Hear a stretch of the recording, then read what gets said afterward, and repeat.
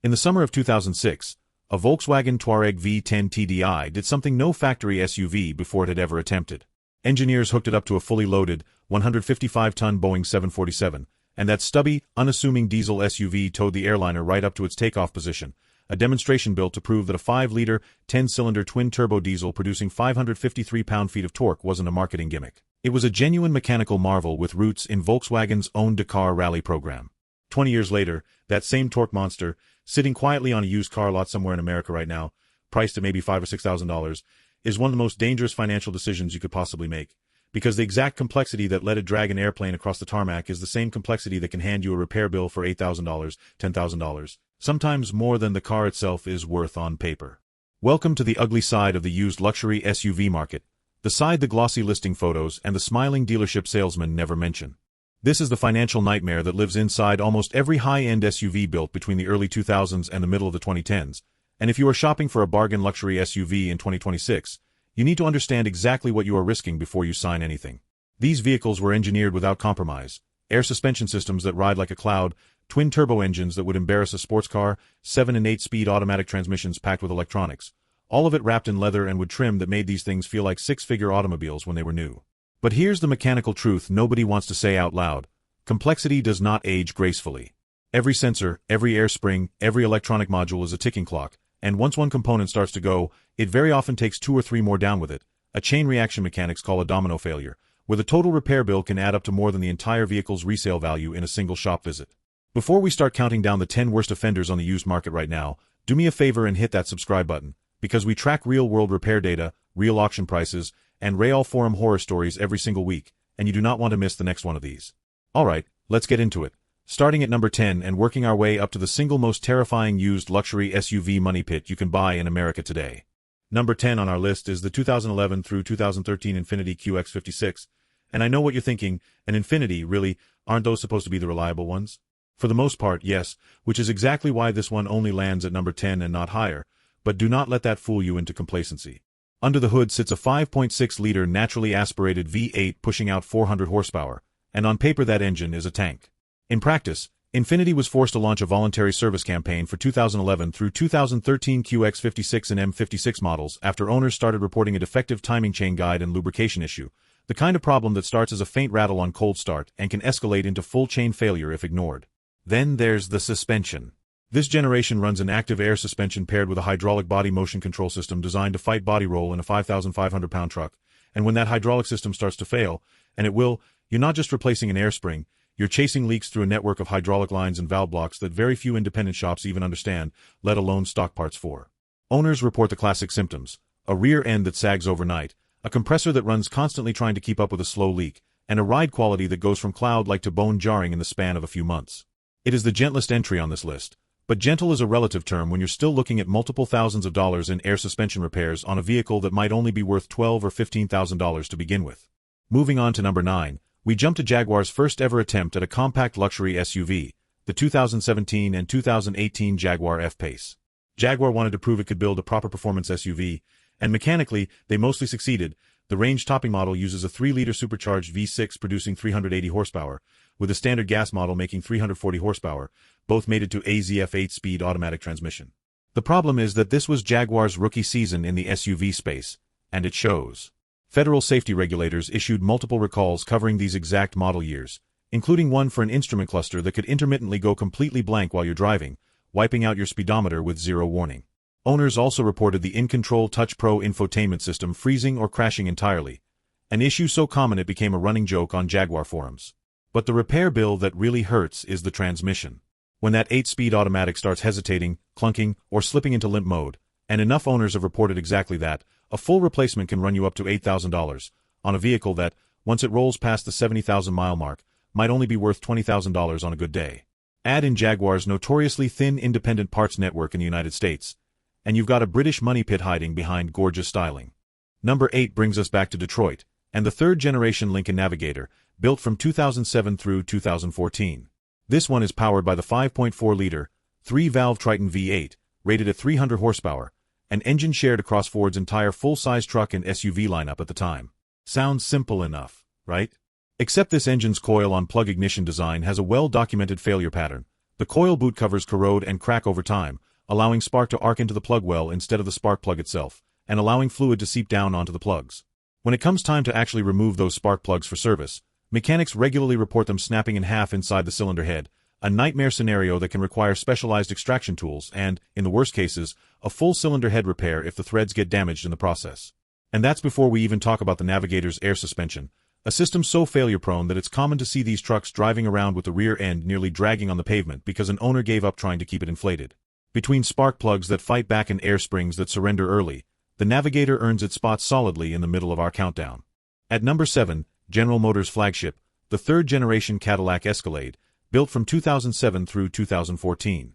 Later model years in this generation picked up the 6.2-liter V8, good for 403 horsepower and 417 pound-feet of torque, and that engine came equipped with General Motors' Active Fuel Management System, a set of collapsible lifters designed to shut down 4 cylinders during light cruising to save fuel. In theory, brilliant engineering. In practice, those active fuel management lifters are one of the most well-documented failure points in the entire General Motors truck lineup, prone to sticking or collapsing entirely, which produces a rhythmic ticking noise, trips a random misfire code, and if ignored long enough, can grind down the camshaft lobes and send metal debris straight into your oil galleries. At which point you are no longer talking about a lifter replacement, you're talking about a full engine rebuild. Layer on top of that the Escalade's air suspension and magnetic ride control system, which commonly fails somewhere between 80,000 and 120,000 miles as the compressor burns itself out fighting slow leaks in the air springs, plus a documented issue with the factory steel brake lines corroding from the inside out in any state that uses road salt. And you've got 3 separate systems on this truck that are all capable of independently draining your bank account. Number 6 takes us to Germany, because these were actually assembled right here in Tuscaloosa, Alabama. The Mercedes-Benz GL 450, built on the X164 platform from 2007 through 2012, packs a 4.7-liter V8 making 335 horsepower, paired to a 7-speed automatic transmission. That transmission is where the trouble usually starts. The valve body's conductor plate or circuit board frequently fails before the vehicle even reaches 100,000 miles, causing harsh, unpredictable shifting and revving without acceleration, a repair that dealerships commonly quote at around $1,200, and that's if you catch it early. Then there's the Airmatic air suspension, standard equipment across the entire lineup, where the front and rear air springs typically only last 60 to 70,000 miles before leaks develop at the crimp rings and top seals. Owners chase these leaks for years, replacing one corner, watching another one start sagging 6 months later, in an endless game of suspension whack-a-mole. Add reports of oil migrating onto nearby wiring harnesses and slowly degrading the insulation, and you've got a full-size luxury SUV that looks like a 3-row family hauler and repairs like a science project. Halfway up the list and the intensity is climbing fast, because number 5 is the 2010 through 2013 BMW X5 xDrive 50i, and this is where things start getting genuinely expensive. This truck runs BMW's N63, a 4.4-liter twin-turbo V8 producing 400 horsepower and 450 pound-feet of torque, but the way this engine was built is almost sadistic. Both turbochargers sit nestled directly inside the valley of the V, a so-called hot V layout used to shrink the engine's footprint and sharpen throttle response. The trade-off is that those turbos run blisteringly hot with almost no cooling once you shut the engine off, cooking the valve stem seals until they harden and crack, which floods the combustion chambers with oil, fouls your spark plugs, and sends blue smoke pouring out of your exhaust on every cold start.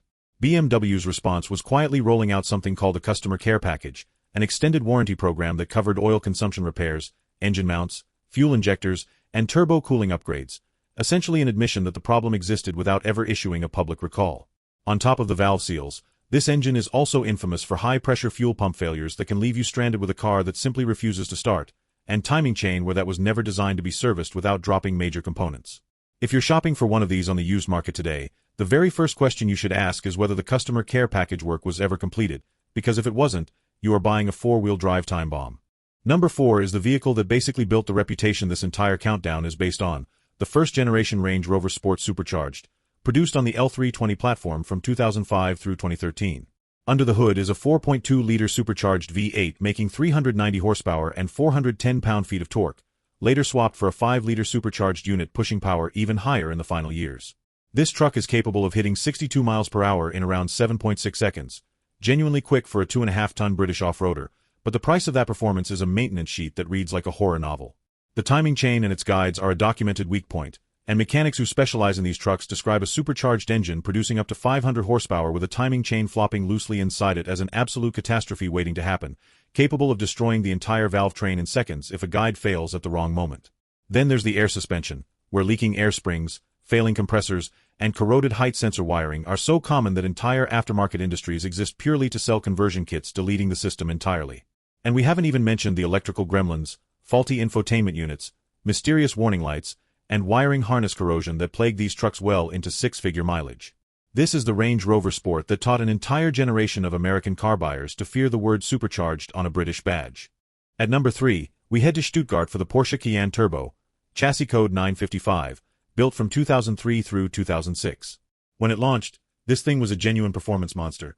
A 4.5-liter twin-turbo V8 making 450 horsepower and 457 pound-feet of torque, capable of hitting 62 miles per hour in around 5.3 seconds, wrapped in a body that carried an original sticker price of $88,900. Today you can find one on the used market for well under $10,000, and that price collapse should terrify you rather than excite you. Buried underneath the intake manifold, in the hottest part of the engine valley, Porsche installed plastic coolant pipes that are now essentially guaranteed to crack with age, and when they do, coolant floods downward directly onto the starter motor, an issue so universally known among Porsche technicians that most will tell you it's not a matter of if, it's a matter of when. But the coolant pipes are almost the good news. Past around 70,000 miles, these V8 engines have a documented tendency for their cylinder bore coatings to disintegrate internally, leading to catastrophic engine failure with essentially no warning, and a brand new replacement engine from Porsche runs approximately $22,000, which is more than double what the entire car is worth on the used market. You are looking at a genuine possibility of a 5-figure repair bill on a car you might have paid 5 figures less than that to buy in the first place. Number 2 brings us back to the Volkswagen Touareg V10 TDI we opened this video with. And now it's time to explain exactly why towing a Boeing 747 doesn't mean a single thing when you're the one paying the repair bills 20 years later. This 5-liter, twin-turbo, 10-cylinder diesel produced 310 horsepower and a genuinely absurd 553 pound-feet of torque, all wrapped inside Volkswagen's most powerful and most complicated diesel engine ever built for the American market. It launched here for the 2004 model year, got pulled entirely from the United States lineup for 2005 because it couldn't meet tightening emission certification, came back for 2006 and 2007 as a 50-state certified model, and then vanished permanently as diesel emissions regulations closed the door on engines this large and this complex. That short, chaotic production run means parts availability today is a genuine crisis. Independent mechanics who actually understand this 10-cylinder diesel are exceptionally rare, dealership support for a vehicle this old is essentially non-existent, and owners on enthusiast forums routinely describe 5-figure repair quotes for major engine work, simply because so few technicians in the country are willing to even attempt the job. You are not just buying a used SUV at this point, you are adopting an orphaned engineering marvel that almost nobody left in America knows how to properly maintain. Which brings us to the number 1 spot, the holy grail of used luxury SUV financial disasters, a vehicle so extreme that most people watching this list have genuinely never seen one in person, the Audi Q7 V12 TDI. Built from 2008 through 2012, this thing was Audi's ultimate flex, a 6-liter, twin-turbo, 12-cylinder diesel engine directly descended from the technology inside Audi's Le Mans-winning R10 TDI race car, producing 500 horsepower and an absolutely mountain-moving 738 pound-feet of torque, which remains, to this day, the highest torque figure ever recorded in a series production diesel passenger vehicle anywhere in the world. It could launch from 0 to 62 miles per hour in 5.5 seconds despite weighing nearly 6,000 pounds. Its top speed was electronically limited to 155 miles per hour, and it stopped using massive carbon fiber reinforced silicon carbide ceramic brake rotors borrowed straight from Audi's motorsport program. When new, it carried a price tag just under 100,000 British pounds. And here's the twist that makes this the ultimate forbidden fruit on our entire list. Audi never officially sold this vehicle new in the United States at all. Estimates suggest fewer than 1,000 units were ever built worldwide, and any example you might stumble across on American soil almost certainly arrived through a private, low-volume gray market import. That means if something goes wrong, and on a car this complex, something eventually will, you're not walking into your local Audi dealership for a warranty claim. You are hunting down one of a tiny handful of independent V12 diesel specialists anywhere on the continent, sourcing parts that may need to be shipped internationally, and paying labor rates for technicians who have to learn this engine essentially from scratch because they've likely never had one on their lift before. This is not a car you regret buying because of one failed component. This is a car you regret buying because owning it means voluntarily exiting the entire American automotive support system forever the moment you sign the title. So there you have it, 10 of the most financially dangerous used luxury SUVs you can buy on the American market in 2026, ranked from merely painful all the way up to the Audi Q7 V12 TDI, a car so rare and so complicated that owning one is less like buying a used SUV and more like adopting an orphan spacecraft. Drop a comment down below and tell me which one of these you'd still buy anyway, because let's be honest, some of you are already scrolling used listings right now looking for a V10 Touareg regardless of everything I just told you, and if you've already been burned by one of these money pits yourself, I want to hear that story too. Hit subscribe if you haven't already. I'll see you in the next one.